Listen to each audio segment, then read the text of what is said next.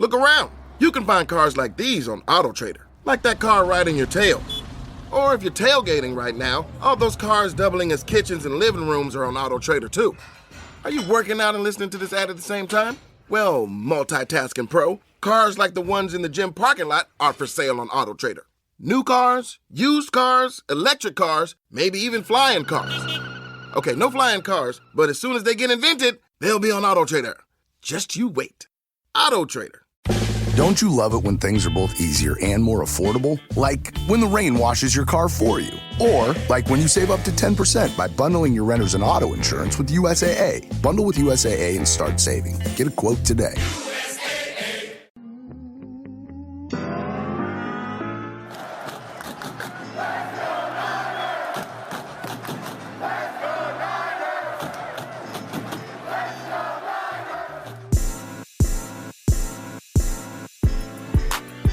Welcome into 49ers Access. My name is Sterling Bennett, and we got some breaking news out of San Francisco because former All-Pro wide receiver Deebo Samuel has officially requested a trade from the team, according to ESPN's Adam Schefter.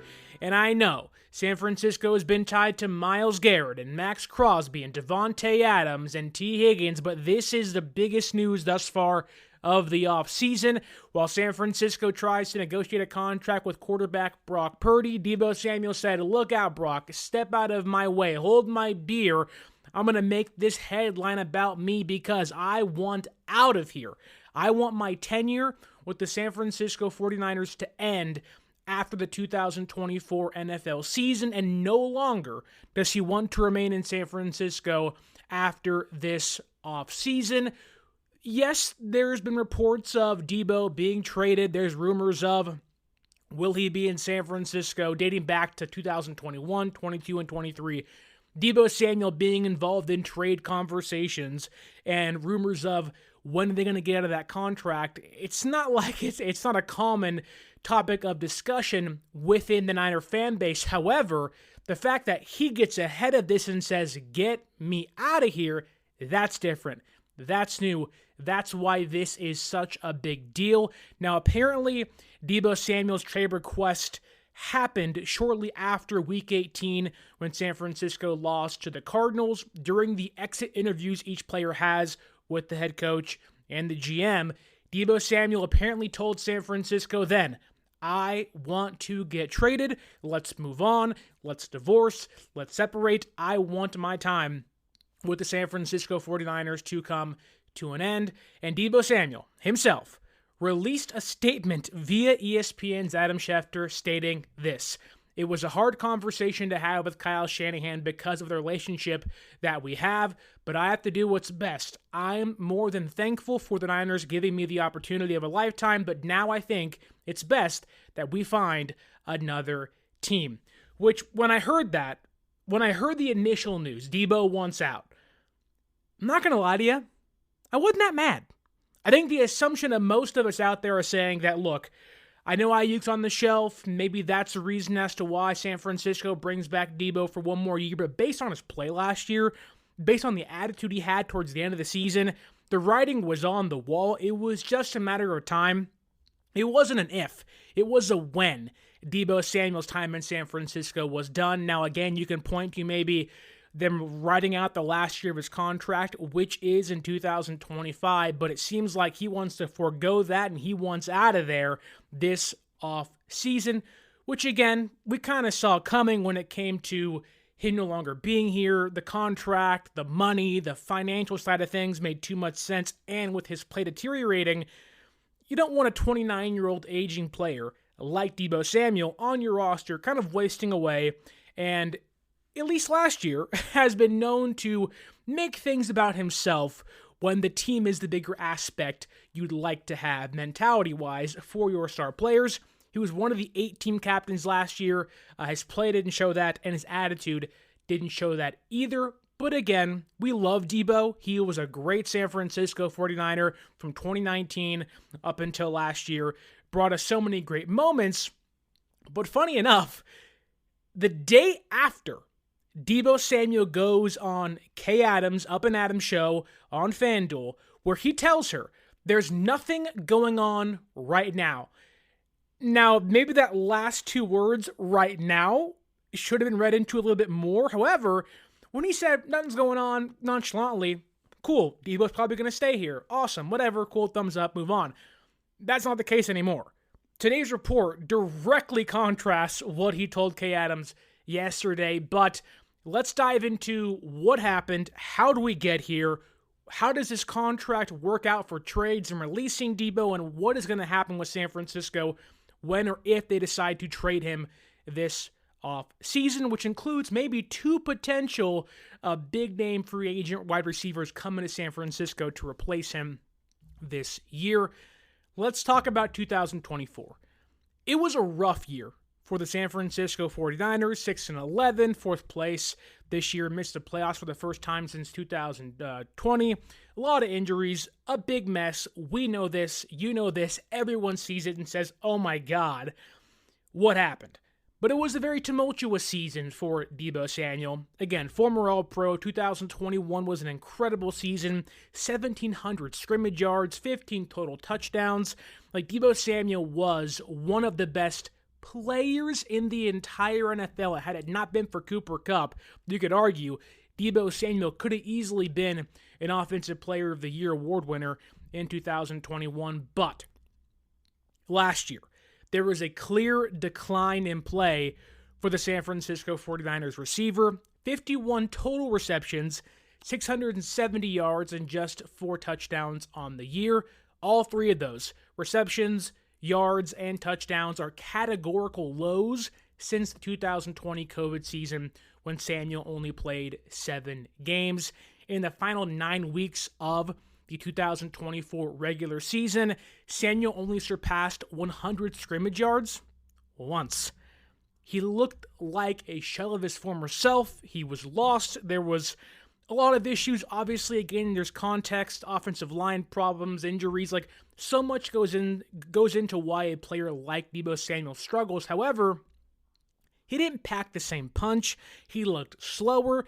And even when it looked like maybe there were signs of the San Francisco 49ers turning a corner, which would hopefully lead to Deebo Samuel turning things up down the stretch and being his former self once again, they beat the Bears, and Deebo Samuel goes on Twitter, or X, after a major win, a season-saving win, where the team wins the game. Deebo Samuel touches the football the second most times, albeit only has the 4th most scrimmage yards, and makes the win about his struggles, blames opportunity, or lack thereof, for why his production was on the decline last year.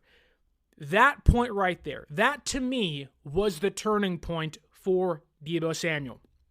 When you have a star player, a highly paid player that may have some frustrations behind the scenes, obviously Deebo was letting things build up. You saw it against the Buccaneers where he karate chops, he Cheeto chops Tabor Pepper on the sideline because Jake Moody misses 3 field goals. There's visible frustration coming out in physical ways against teammates. Then after a big win, a season-saving win, he makes it about himself and how he's frustrated, kind of blaming his own team, although he said he wasn't. Really hard not to take a tweet saying the lack of opportunities is why. That's a shot at Brock Purdy, shot at Kyle Shanahan. It is saying, you don't give me the ball enough. You don't block for me good enough. Now, maybe some of that's true to a certain degree. Then they go against the Rams. They force feed them the football early in the game. And then late in the game, San Francisco is driving downfield, and it is a must-win divisional round game. You beat the Bears last week. You beat the Rams. You are back in the hunt for the NFC West. You lose 12-6, and one of the biggest plays of that game was Deebo Samuel dropping a touchdown, or at least a would-be touchdown, that maybe could have given you a 13-12 win. And that point, the Bears tweet of, I don't get the opportunities, to the Rams dropped touchdown that would have maybe helped you stay alive in the NFC West. That was the turning point for me. That was the end of the line for me and Deebo Samuel. At that point in time, I said, look, I can't do this. You're getting paid 3 years, $71 million. You're in year 2, year 3 of that deal. I need you to be Deebo Samuel. No Christian McCaffrey. No Brandon Ayuk. George Kittle's playing great football. Jordan Mason's hurt at this point in time, but he's hanging on by a thread. Isaac Guerendo's playing just good enough. You have guys trying to make something happen with very little on their plate. Meanwhile, Deebo Samuel, me. Meanwhile, your team is like 6-11, and you're making it about yourself. That's not team player. That's not team captain worthy. That is a diva wide receiver that, despite all the great he has done, tarnishing somewhat of his legacy. Now, it doesn't change what Deebo's production was in 2023 and 2021, but when you talk about a receiver like Deebo Samuel that is so loved, that this team needed last year, to go out of his way to make things about himself, that to me was the end. I think you're on mute. Workday starting to sound the same? I think you're on mute. Find something that sounds better for your career on LinkedIn. With LinkedIn Job Collections, you can browse curated collections by relevant industries and benefits, like flex PTO or hybrid workplaces, so you can find the right job for you. Get started at linkedin.com/jobs. Finding where you fit. LinkedIn knows how.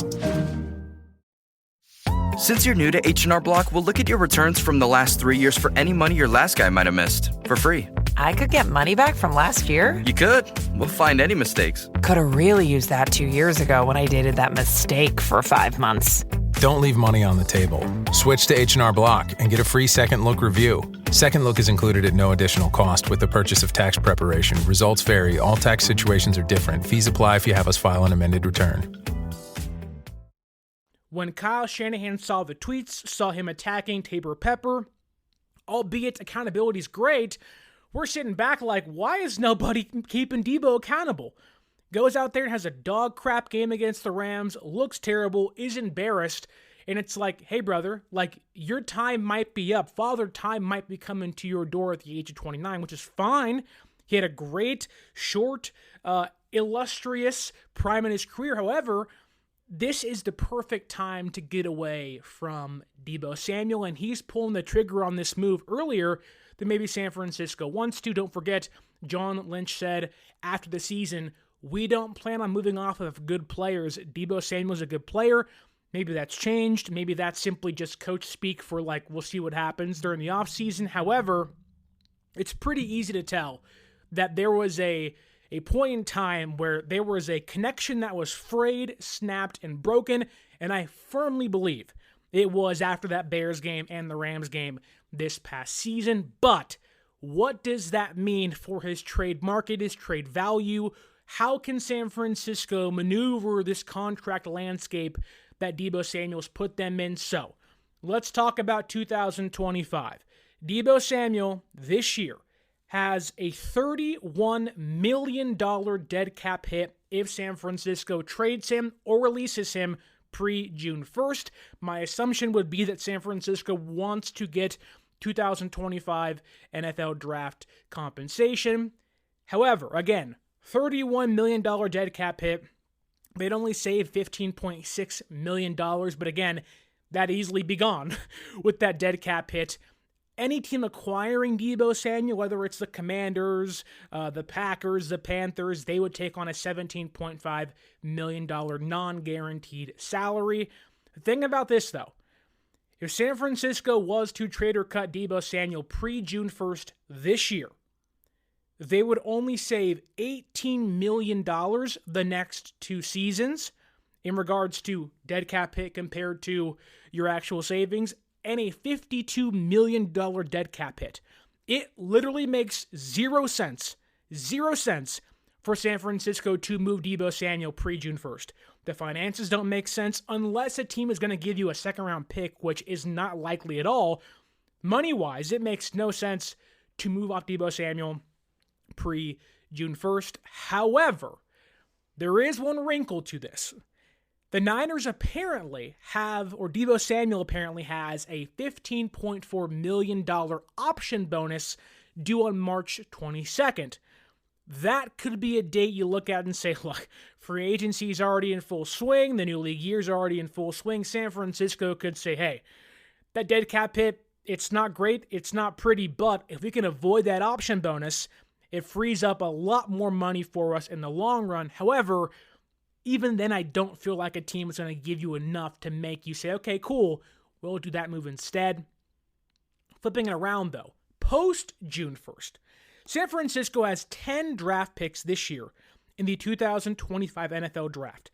They have $48 million in salary cap or cap space, according to Over the Cap. They have money. They have draft picks. That makes me believe San Francisco would opt to trade Deebo Samuel post-NFL Draft, albeit your suitors, your trade partner list dwindles down from 10 to 3 maybe. It maybe gives you a better chance to actually land a deal, get out of the contract, and get the draft pick compensation you want, If San Francisco trades Deebo Samuel post June 1st, it is a $10.7 million dead cap hit, but they can save $5.1 million. From 2025 through 2026, they can save $27.5 million and only have a $20.4 million dead cap hit. You're saving $27 million. Your net gain is $7.5 million compared to a massive net loss if you cut him of $34 million pre-June 1st. Again, finance-wise, it does not make sense to cut Deebo Samuel pre-June 1st. It makes all the sense in the world to cut him post-June 1st and look ahead in regards to draft pick compensation or player compensation of 2026, not 2025. So, what could San Francisco get back for Deebo Samuel? You have to talk about suitors. Right now, you're talking about the Steelers, the Patriots, the Commanders, maybe the Chargers, the Panthers. While all those teams have different draft picks and the finances have to be worked out, all of those teams are looking for number 2 receivers. And Deebo Samuel, despite his lack of production last year, is still one of the more unique pieces in football that I think could benefit all of those teams I just listed. However, you're not getting a first-round draft pick. You're likely not getting a second-round draft pick, and I'd be hard to believe that you're getting a third-round draft pick. Maybe there's a desperate team involved in there, hence why trading in post-NFL draft this year makes a lot of sense. A team wants a wide receiver. They don't get one. The guy they want's gone. They then pivot to Deebo Samuel. They say, hey, we want to win now. We got to get Deebo in. They get desperate. They're okay making a larger trade involving a second-round pick or a third-round pick for Deebo. However, a fourth-round pick and a fifth-round pick feel like the likely draft pick compensation right now for Deebo Samuel.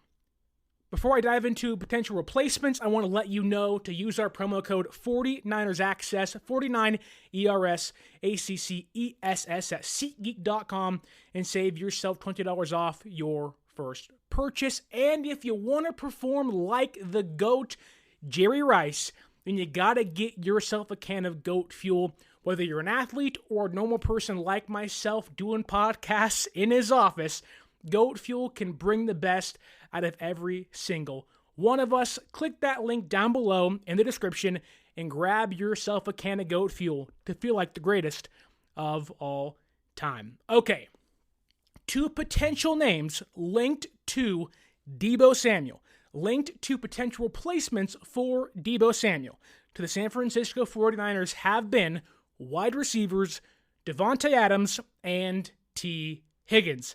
Let's start with T. Higgins, because the connections there are very slim, they're not likely, and the odds San Francisco wants to pay a receiver $30 million per year, like Brandon Ayuk again, are very slim, and it's probably not going to happen. However, ESPN's Dan Orlovsky said Higgins makes sense for San Francisco, and Michael Lombardi, who works and is the GM for the North Carolina college football team and was on the Pat McAfee show, said, imagine T. Higgins in San Francisco.